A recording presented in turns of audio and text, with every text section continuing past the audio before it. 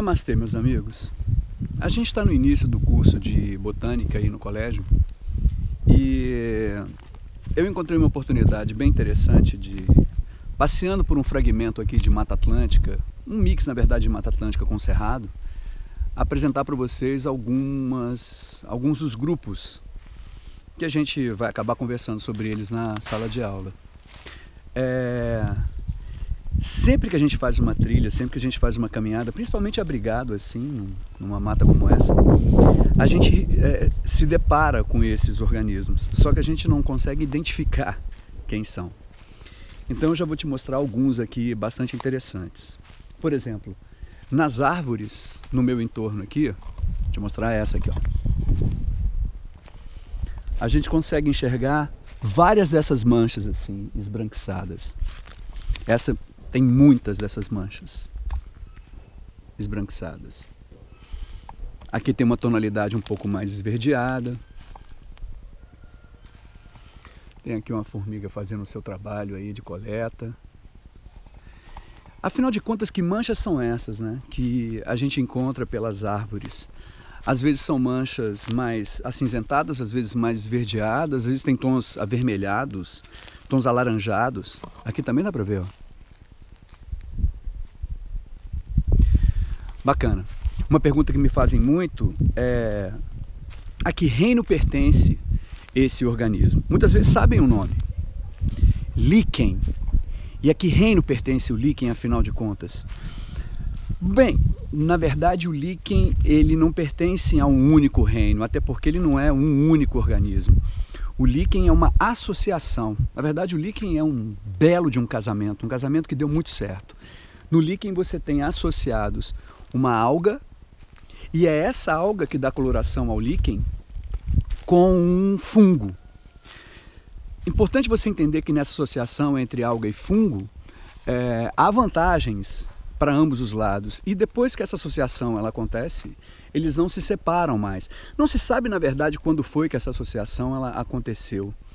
Os biólogos não têm esse dado. Um líquen como esse aqui, ele chegou nessa árvore trazido pelos ventos, porque o mecanismo de reprodução é um líquen como esse liberar fragmentos, esses fragmentos viajam com os ventos, encontram um substrato, um local para poder se fixar, e ali eles se fixam. Vamos falar das vantagens então. Vantagem para a alga. Bom, vocês já sabem que a alga é um organismo autotrófico, fotossintetizante, então em tese um organismo autossuficiente. Mas acontece que esse ambiente aqui não é um ambiente dela, né? Algas são organismos aquáticos. Então, viver num substrato como esse, no tronco de uma árvore, ou até mesmo numa rocha, exposta ao sol, exposta ao vento, há um enorme risco de ressecamento. Então, a vantagem dela estar abraçada a um fungo é exatamente o fato de que esse organismo, fungo, ele retém a umidade do ar. Então ele provém a ela a umidade necessária para que ela possa se manter viva dentro do seu processo metabólico, realizando seu processo metabólico. E ela precisa também de elementos minerais. Esses elementos minerais, o líquen ele é capaz de provê-la, porque no substrato onde eles estão fixados, o líquen produz um ácido chamado ácido liquênico, e esse ácido liquênico ele tem a competência de desagregar esse substrato. No caso aqui é o tronco da árvore, poderia ser uma rocha, por exemplo, e à medida em que ele vai desagregando, ele consegue esses recursos minerais que ele repassa para a alga. É óbvio que ele não é um camarada desinteressado nessa relação. O interesse dele é exatamente a autotrofia da alga, ou seja, quando ela realiza atividade fotossintética e produz açúcares, ela compartilha com esse fungo esses açúcares. Então é uma associação de mútuo benefício, ou seja, a vantagem para ambas as espécies, e elas não se separam. Então, dentro da ecologia, fazendo aqui uma pequena revisão, se trata de uma associação mutualística, ou seja, a gente classifica essa relação como mutualismo. Vamos continuar nossa caminhada por aqui. Um outro dado importante que a gente precisa saber a respeito dos líquens é que eles são excepcionais bioindicadores. Bom, afinal de contas, o que é um bioindicador? Bioindicador é uma espécie, é um determinado ser vivo, bastante sensível às condições ambientais. Por isso ele é um ótimo indicador. Por quê? Caso essas condições elas mudem, mesmo que minimamente, isso causa um efeito na população dele, ou aumentando ou diminuindo. Mas ele então funciona como um indicador de mudança ambiental. No caso específico dos líquens, eles são ótimos bioindicadores de qualidade do ar. Eles são sensíveis à poluição atmosférica. Então a gente já pode deduzir que locais onde você encontra uma grande concentração de líquens é um local cuja qualidade do ar é muito boa. Em contrapartida, se você anda por um local em que a quantidade desses líquens é muito limitada, há poucos líquens disponíveis, você pode deduzir que a qualidade do ar não é tão boa assim. Então, lembra dessa. Líquens são excepcionais bioindicadores.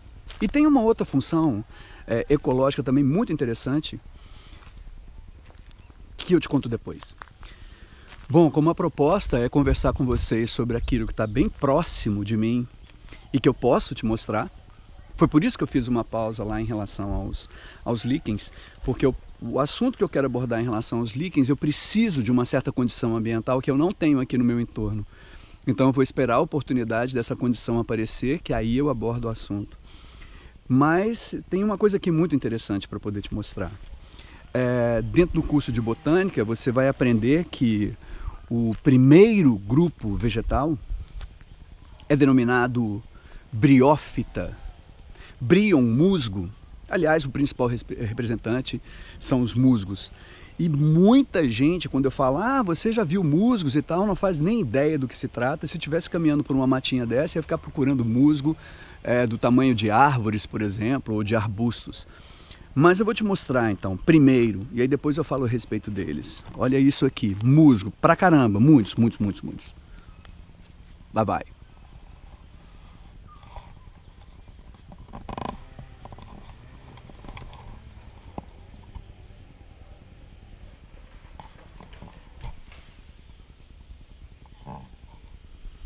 Bacana? Ou seja, essa mancha esverdeada aqui sobre essa caixa é um gigantesco jardim de musgos. Então aquela expectativa por uma planta de grande porte, né? Quando você fala planta, você pensa em folhas, caules, frutos, sementes. Toda essa expectativa ela é frustrada quando você se depara com o tal do musgo. Mas é preciso levar em consideração de que, afinal de contas, eles são os primeiros, né? Eles efetivamente pertencem a um grupo que fez a transição da água para o ambiente terrestre. Lembrando, né, que os ancestrais dessas primeiras plantas são as algas, e a gente já conversou a respeito delas. Então, esse grupo é efetivamente considerado o primeiro grupo vegetal. Vamos destacar duas características importantíssimas para a gente dizer que isso aí é uma planta de verdade. Primeiro, o fato de já terem tecidos organizados, né?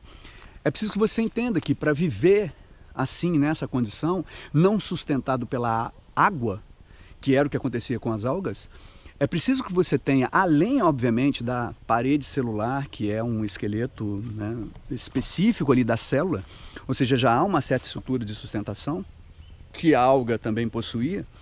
Aliás, nos ajuda até a fazer esse link entre os dois grupos e a ancestralidade das plantas, né? A presença de parede celular é uma característica que nos permite dizer que há essa relação filogenética entre eles, algas e as primeiras plantas.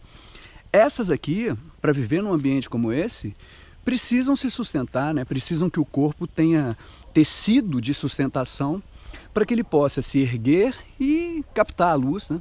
Tomar o seu solzinho e realizar o seu processo fotossintético. Então essa é uma característica que distingue as primeiras plantas do grupo das algas. Mas observe um detalhe interessante, né? Elas são plantas muito pequenininhas.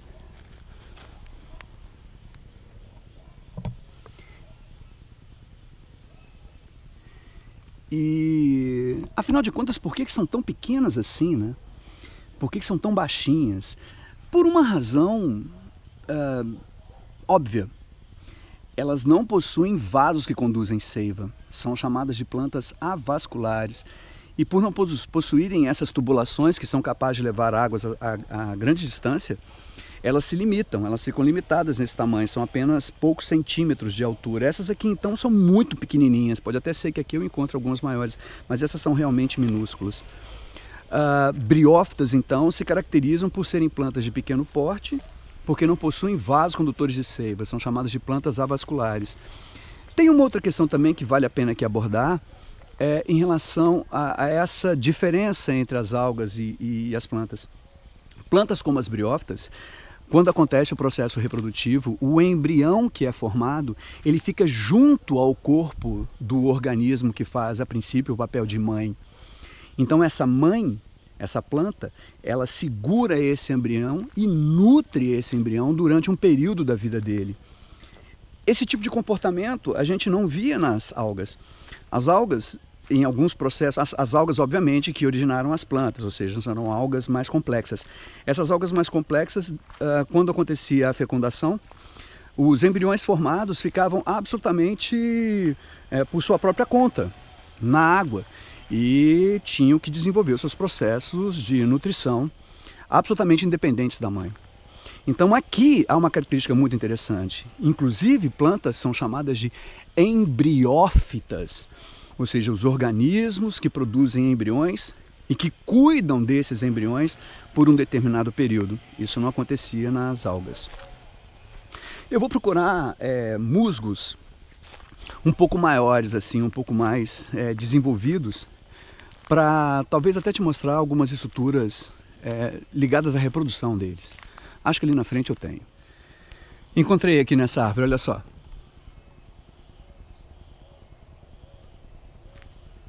Tem um tapetinho de musgos aqui fantástico. E eu vou retirar alguns.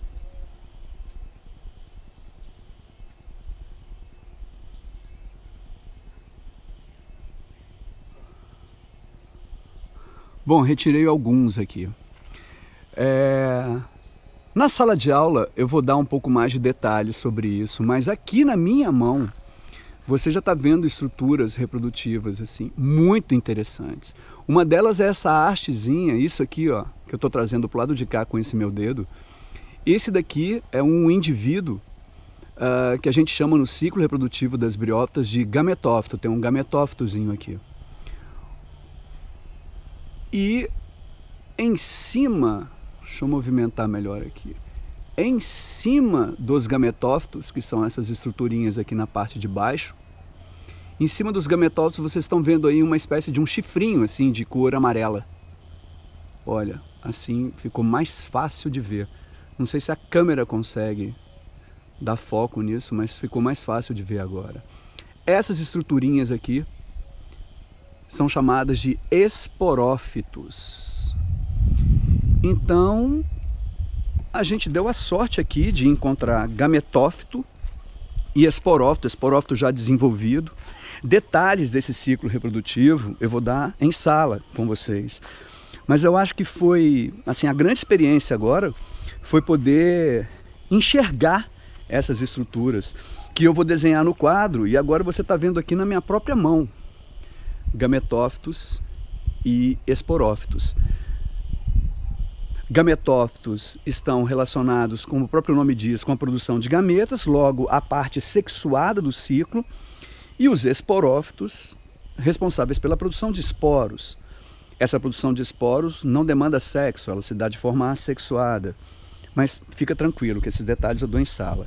A intenção aqui, no campo, né, vamos dizer assim, era você poder ver, né, fazer um passeio e poder te mostrar essas estruturas. E foi bacana. Olha aqui de novo, ó. Mais briófitas. Você deve ter percebido que essas aqui, elas são bem diferentes daquelas que estavam na minha mão. Ou seja, olha só, a gente está falando de espécies diferentes. É claro que num dado momento esse tapetinho também vai apresentar essas hastes. Aqui você está vendo basicamente gametófitos, que são clorofilados, enquanto os esporófitos, que são as hastes que não estão aqui, são aclorofilados e dependem desses gametófitos. Tranquilo? Bom, é isso. Por enquanto, nesse breve passeio por aqui foi o que a gente conseguiu ver. E sempre que surgir uma oportunidade como essa, eu preparo um videozinho para nós. Valeu? Namastê, meus amigos. Até a próxima.